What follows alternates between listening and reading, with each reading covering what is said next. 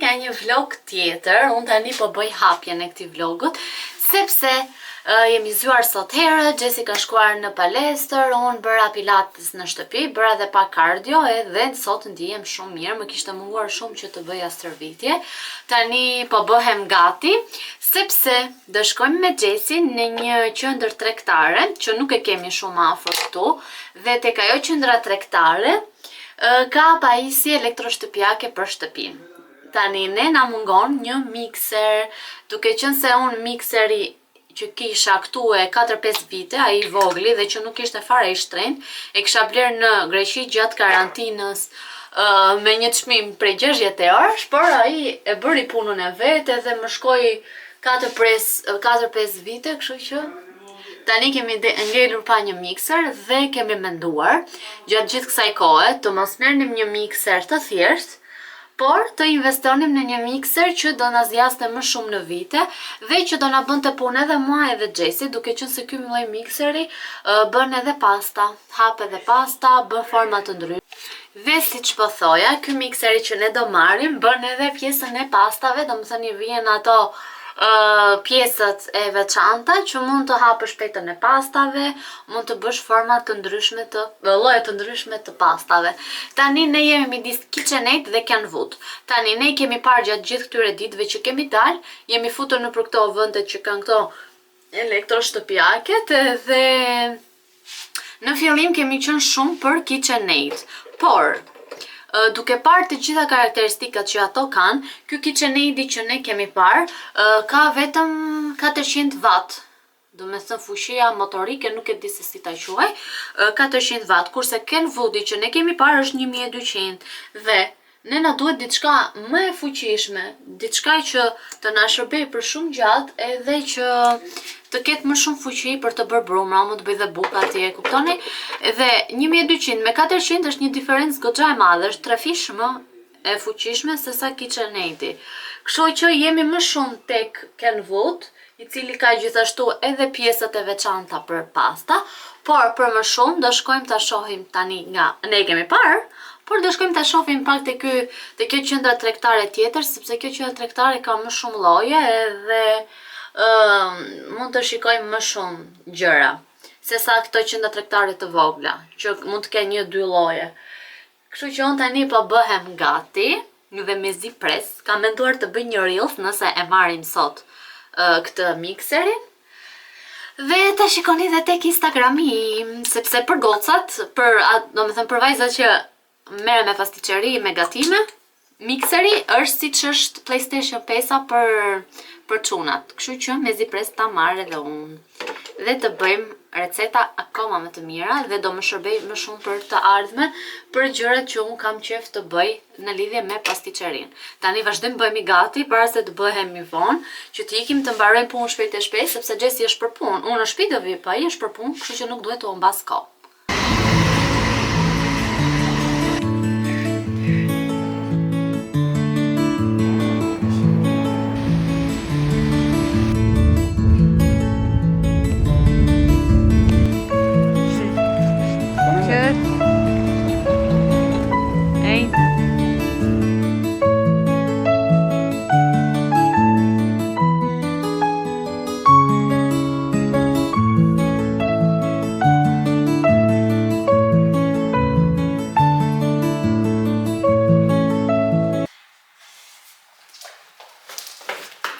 Shikoni që kam këtu. Nuk e di se si e kam sjell. Deri tek treni më ndihmoi Gjesi, se ju thash që ai do iki në punë. I thash, normal që e ngre dot, unë si mund të thosha unë se ngre dot mikserin. Dhe në kokë do e vendosi. Edhe nga treni deri te stacioni i autobusit, që nuk është shumë larg, 2-3 minuta, 2 minuta fare. Shqyra autobusi erdhi direkt edhe hypa direkt te dera parë, e pa që isha e ngarkuar. Edhe nga stacioni i autobusit që zbrita këtu te shtëpia ime deri këtu është pak, po kur ke dhe ngarkesë, lodhesh akoma dhe më shumë. Tani të heqim xhupin, telefonin e nxorëm, ta lëm xhupin këtu. Edhe do bëjmë unboxing, nuk e keni iden sa u gëzova, kërceja aty te rruga dhe Gjesi qeshte me mua, por jam e lumtura është fiks, Si për çunat kur marrin PlayStation apo ndonjë gjë që kanë qef ata, ashtu është edhe për mua mikseri me si priset që ta merja. Ju thash ndryshimet midis KitchenAid edhe Kenwoodit, por do jau kur ta bëjmë unboxing, sepse dua të bëj një reels për Instagramin dhe më pas do jau t'rregoj dhe juve. Do ju them ndryshimet, tani do pi pak ujë se jam super e lodhur.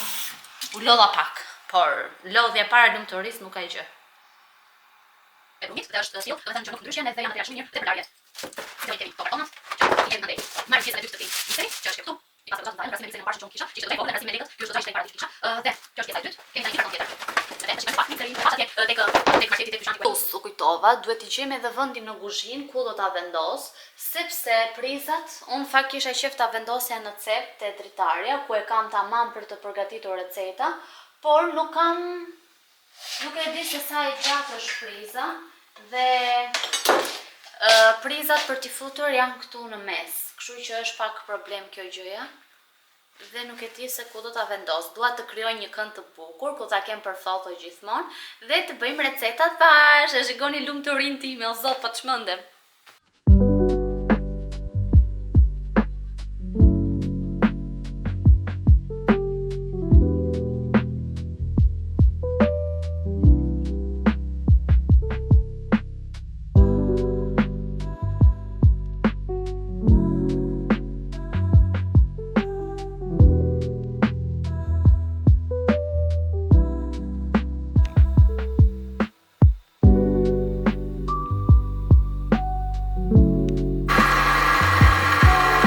Vendosa këtu te kuzhina në mes, sepse në fakt doja ta vendosja tek cepi te afër dritares, sepse aty i përgatis recetat zakonisht edhe është ndriçimi më i mirë, por nuk kam prizë edhe e lash këtu ku është. Më pas, sapo unë të ha drekën, do përgatisim brumin për të bërë pica për darkë, sepse e kam ushqyer tharmën që dje, e kam lënë jashtë edhe është bërë plot me fluska, është gati, ndërkohë kamera ime është shtrëmbër, o njerëz, si ka mundësi e vendos kaq shtrëmbër unë. Dhe siç po thoja, tharma është gati, thjesht do bëjmë përgatitjen e brumit dhe do t'i bëjmë për në darkë. Kur të vi Xhesi do ham pica, edhe pse i vjen vonë, nuk ka problem, do ham pica, do festojmë për mikserin e ri. Kështu, e provova tani, e ndeza pak, i vendosa tek lavamani këto pjesët e mikserit, i heqim pak edhe këtë tjetrën, që t'ja lajmë, edhe ti kemi gati për pastaj që të bëjmë brumin e picave, dhe bëjmë sefte me brum picash. Shpresoj të na dalin të mira.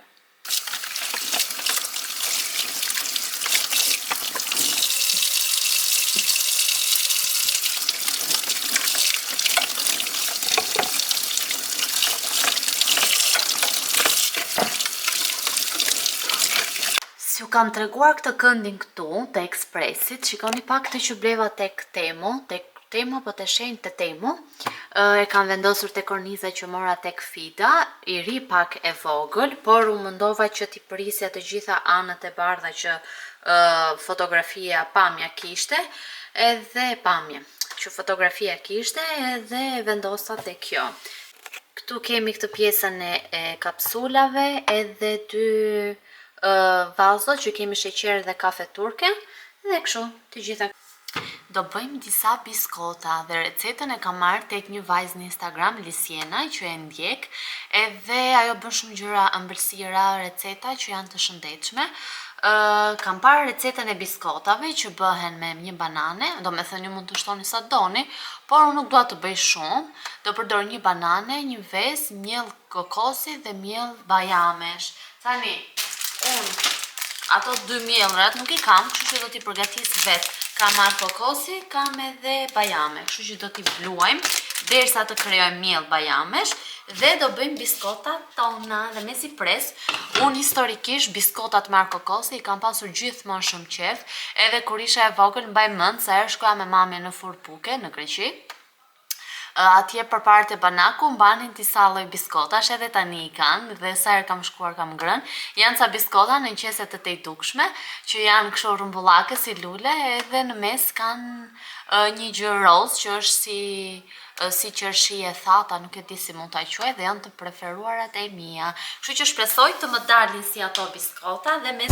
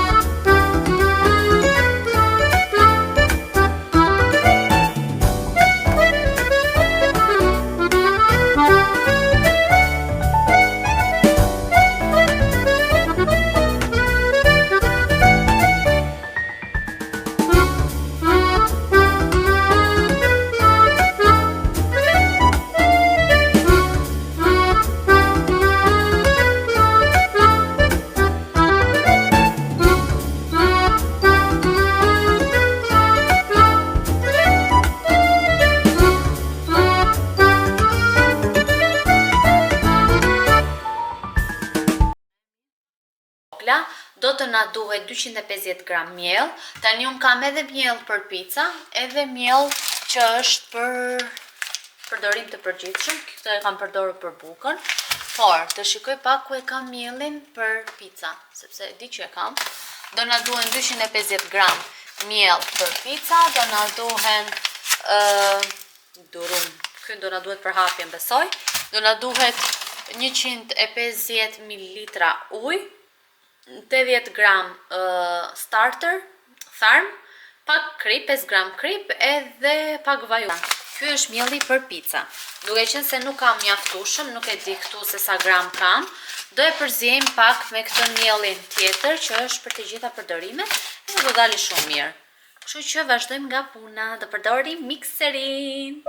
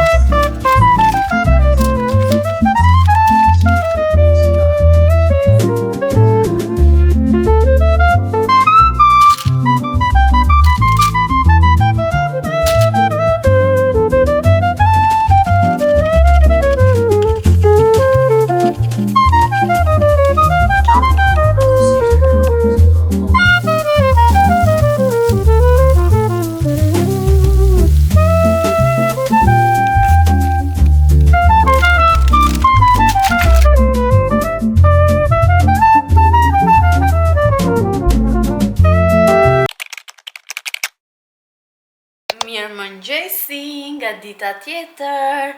Tani munda të hap kamerën sepse siç thon, dhe jo siç thon, parashu është kur ke burrat vërdall, kur ke burrin vërdall nëpër shtëpi, nuk bën dot punë fare. Tani sapo iku Xhesi, edhe fillova të sistemoj pak shtëpinë, ta mbledhësh ora 1:30 e drekës, edhe mblodha pak dhomën e gjumit, kisha lënë ndërkohë dritaren hapur që të ajrosej e gjithë dhoma. Kemi një kohë shumë të bukur, është 5 gradë dhe për ne 5 gradë është super mirë.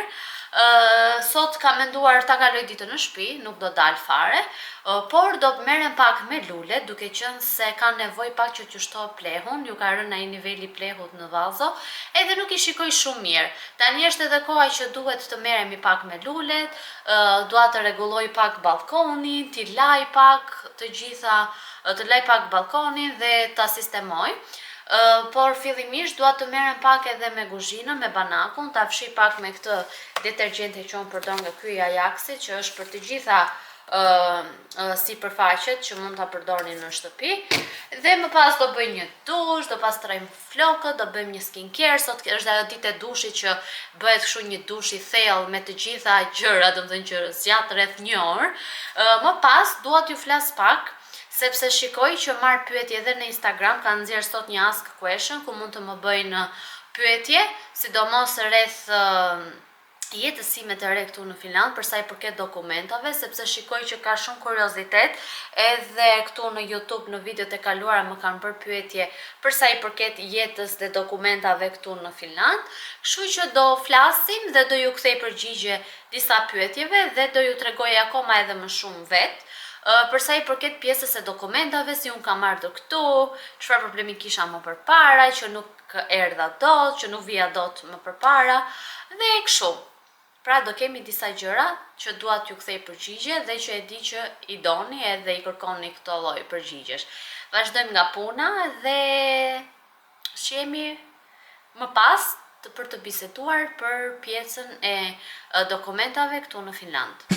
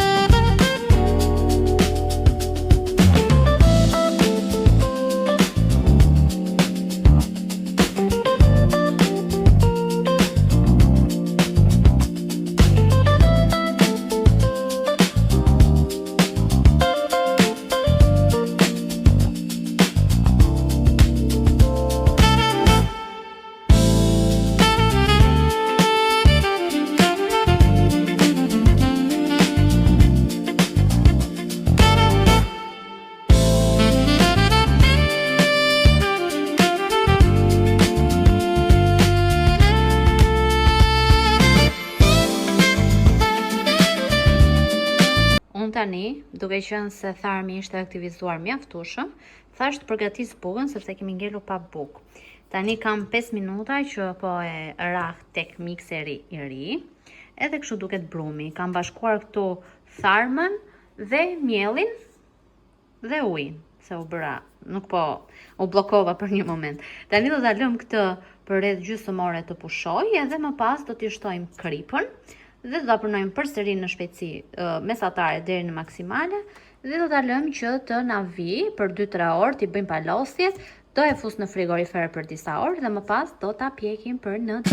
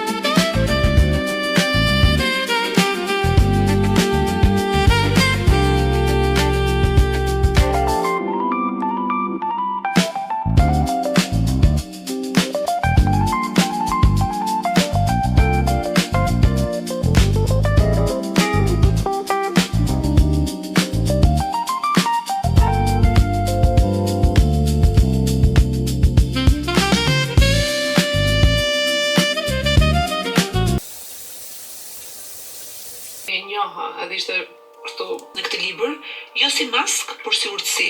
Edhe the që dhimbja se nuk në natyrën time nuk do doja që të patur vullnetin gjatë jetës që të shërohet. Shumë vajza janë egoiste sot dhe thonë që ai njeriu do të vi shëruar, do të vi vetëm një herë në jetë. Ka shumë më e mira nuk ka ndodhur. Kush kategori bëj pjesë? Unë bëj pjesë tek kategori. Worrying too much about everything you said won't do you any good. And too much pressure in your head about everything you said won't do you any good.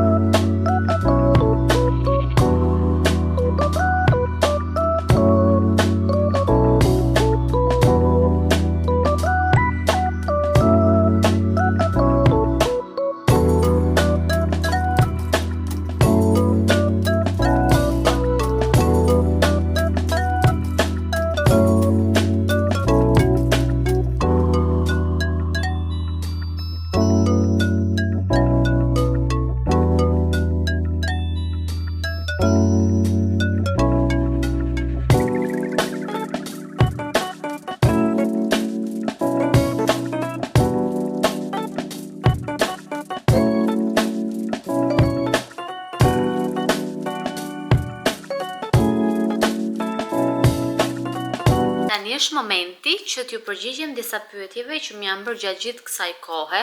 Në fakt më janë bërë këto lloj pyetjesh edhe shumë përpara, domethënë shumë muajsh, para 1 viti, 2 viti pothuajse, për sa i përket qëndrimit tim në Finland. Pse unë vija 3 mujore, pse qëndroja aq pak, çfarë po bëja për dokumentat, edhe nuk ktheja përgjigje sepse çdo gjë atëherë ishte e ngatëruar edhe nuk kisha se çfarë të tregoja, kur asgjë nuk ishte e rregulluar. Dhe e kisha menduar dhe vendosur me veten time që në momentin e parë që unë çdo gjë do ta kem rregulluar dhe do jem me dokumenta këtu finlandeze, dhe do jem këtu, në momentin që unë do kem ardhur, do ju tregoj në YouTube se çfarë problemi kam pasur më përpara dhe se si unë kam ardhur në Finland i vitit 2025, që unë shkova mbarova punë me të gjitha dokumentat që më duheshin nga Shqipëria dhe Greqia. Kemi bërë celebrimin, ne me Xhesin jemi celebruar në tetor, me 22 tetor të 2025-s, kur unë erdha në Finland para 3 muajsh. Erdha që ndonja vetëm gati 1 javë, sepse duhet të bënim celebrimin. Që ne të bënim bashkimin familjar, që unë t'i merra letrat nga Xhesi, duhet ishim të celebruar. Dhe mënyra më mirë ishte që të celebroheshim në Finland, duke qenë se njihet edhe nuk ke nevojë për gjëra të tjera shtesë nëse do ishim të celebruar në Shqipëri. Erdhë bërëm celebrimin dhe sapo unë bëra celebrimin, tani ka ndryshuar ligjet. Këtu në Finland çdo gjë tani është bërë pak më e vështirë, me aq sa të shkam unë njohuri edhe për rastin tim do flas. Për sa i përket bashkimit familjar, nëse nuk jeni të martuar, ose do të celebroheni në shtetin tuaj, ose më mira është të celebroheni në Finland, sepse është më e thjeshtë më pas për procedurat e tjera. Dhe një ndryshim që është bërë në aplikimin për dokumenta, për leje qëndrimi dhe për bashkim familjar, ishte që aplikanti, unë në këtë rast, duhet bëja celebrimin këtu dhe të kthehesha në Shqipëri në vendin tim për të bërë aplikimin online në ambasadën finlandeze më të afërt, sepse Shqipëria nuk ka një ambasadë finlandeze, ka vetëm një konsullat, edhe duhet të bënim një aplikimin online në ambasadë për të lirën takimin dhe më pas për të shkuar për të dhënë shenjat e gishtave dhe çdo gjë dokument tjetër që ata të kërkonin. Ne e bëm takimin tek ambasada, unë e bëra atë aplikimin dhe dhënien e gishtave, shenjat e gishtave tek ambasada finlandeze në Athinë, duke qenë se kam edhe prindrit atje edhe kisha kutëria, por keni dhe pjesën e Kosovës, sepse dhe Kosova ka ambasadë finlandeze nëse doni për një vend më afërt. Për çdo person që është në këtë lloj situate siç kam qenë unë. Pasi bëhen aplikimi dhe dhënia e shenjave të gishtave, pastaj duhet të presësh. Unë pata fatin e mirë sepse shikoja shumë mesazhe, shumë njoftime në Facebook të një faqe që është shqiptarët e Finlandës, ku njerëzit shprehin problemet e tyre ose çfarëdo lloj gjëje tjetër që kanë. Edhe shumë njerëz thoshin që kemi 8 muaj, kemi 9 muaj që po presim, nuk e dim se po vonohet kaq shumë. Sa më shumë shikoja nga këto lajmërimet, aq më shumë më futej stresi. Edhe unë pata fatin e mirë që me 3 nëntor i futa dokumentat për bashkimin familjar të ambasada finlandeze në Greqi dhe duke marrë parasysh që dhjetori ishte 2 javë pushim nga viti i ri, festat e fundvitit. Dhe gjithashtu duke llogaritur dhe fundjavat që nuk punojnë, më doli shumë shpejt, më doli me 15 janar të 2026-s. E nuk e di, ajo ditë ishte, nuk e di, dita më emocionuese dhe dita që unë as nuk e prisja se ndonjëherë, por shpeshherë, sidomos tek unë, tek vetja ime, ndodh që kur e mbaj mendjen te një gjë, nuk ndodh ajo, më shumë largohet edhe më shumë unë stresohem. Në momentin që unë fokusohem në gjëra të tjera, merrem me punët e mia, në atë periudhë isha fokusuar jo me video, jo merru me Instagramin, jo kisha disa gjëra të tjera, jo kurse, jo gjëra të tilla. Edhe kur pash atë lajmërimin që më erdhi direkt nga ambasada, që mua më ka dalë lajmërimi, nuk e di, por nuk e prisja. Ishte një gjë që mezi e prisja, por në atë moment që ndodhi pa e patur mendje fare. Dhe kështu ka ndodhur, unë kam ardhur në Finland nëpërmjet bashkimit familjar me Xhesin.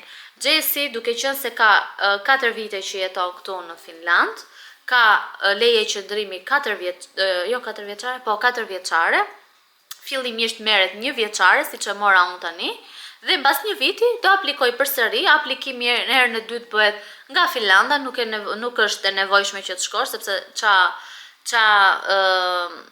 kuptimi do kishte nëse ti do fillosh shkollë apo punë, çfarë kuptimi do kishte nëse do I lihet gjitha këto për të kthyer dhe për të bërë aplikime prap. Dhe kështu, për bashkim familjar duheshin shumë dokumenta që plotësoheshin dhe online, por I donin dhe të printuara, siç unë I kisha të printuara normale, sepse I dorëzova atë ditë në ambasadën finlandeze në Greqi, kur dha shenjat e kishtave. Në këto dokumenta, dëgjoni tani se çfarë nuk kërkojnë. Kërkojnë si jeni njohur ju, kur jeni njohur, si ka nisur lidhja juaj, sa herë ju jeni takuar, me data fluturimish, data biletash, dhe shqyr kisha shumë bileta që I kisha tek files, por nuk I kërkuan ato, thjesht vendosa datat I vendosa fix siç I kisha tek pasaporta. Kjo është një gjë shumë e mirë, siç I keni në pasaport, mund t'i vendosni edhe tek aplikimi për t'i patur të sakta dhe mos bëni, e mira është mos gënjeni, domethënë të tregoni çdo lloj gjëje si është, në këtë rast për marrëdhënien tonë në çift, dhe se si jemi njohur dhe çdo lloj gjëje që ata kërkonin. Më pas kërkonin nga ana ime, kërkonin si jemi njohur dhe këto pyetje kanë qenë edhe te aplikimi që bëri Xhesi dhe te aplikimi që bëra unë, që të përputheshin në mënyrë që të shikojnë a janë të vërteta këto që them unë apo po ja fus kot. Më pas çfarë tjetër kor dhe gjithë këtë historikun si je njohur me partnerin, në mënyrë që ata të shikojnë a është e vërtet kjo lidhja juaj apo ju po e bëni thjesht për letra, për dokumenta.